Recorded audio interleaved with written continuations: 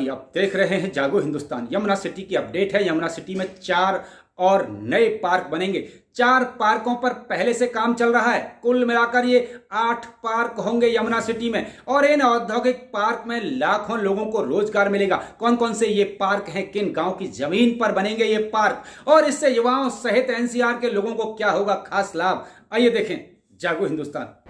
यमुना विकास प्राधिकरण क्षेत्र में 4 नए औद्योगिक पार्क बनाए जाएंगे। इन औद्योगिक पार्कों में लाखों लोगों को रोजगार मिलेगा। इन नए पार्कों में data centre park, plastic park, furniture park और लेदर पार्क होंगे। ये सभी पार्क सेक्टर 28, सेक्टर 29, सेक्टर 33 और सेक्टर 32 के इलाके में होंगे।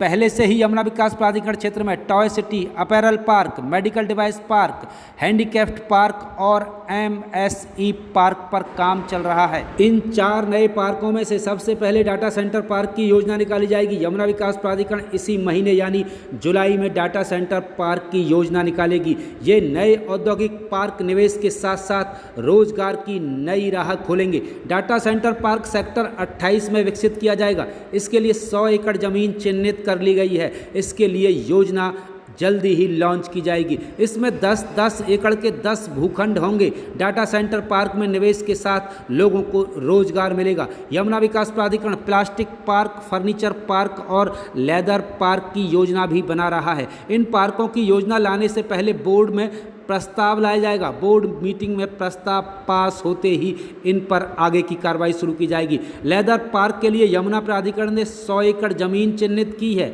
यहाँ पर लेदर एसेसरीज का काम होगा। प्लास्टिक पार्क में रिसाइकलिंग का काम होगा। फर्नीचर पार्क में इससे जुड़ी कंपनियों को जमीन मिलेगी और इसकी योजना भी जल्दी ही शुरू की जाएगी। यमुना सिटी क्षेत्र में जिन औद्योगिक पार्कों पर पहले से काम चल रहा है उनमें टॉय सिटी सेक्टर 33 में विकसित हो रहा है। इसमें 134 कंपनियों को ज़मीन आवंटित की गई है। 15 जुलाई के बाद आवंटियों को ज़मीन पर कब्जा देना शुरू कर दिया जाएगा। इसके बाद तेज़ी से निर्माण शुरू होगा।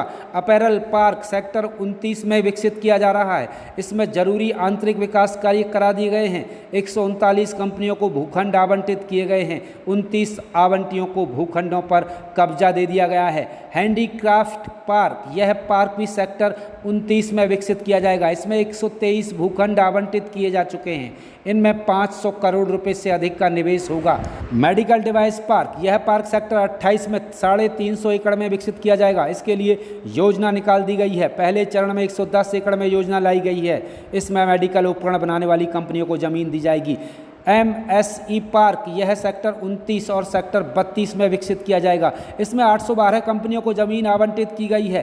इसमें 760 कंपनियों को 4000 वर्ग मीटर से छोटे भूखंड आवंटित किए गए हैं। यमुना सिटी के ये सभी औद्योगिक पार्क यमुना एक्सप्रेसवे के सहारे होंगे। यमुना एक्सप्रेसवे के सहारे फिल्म सिटी के सेक्टर 21 से लेकर जेवर एयरपोर्ट की सीमा के आसपास के सेक्टरों में ये औद्योगिक पार्क बसाए जाएंगे।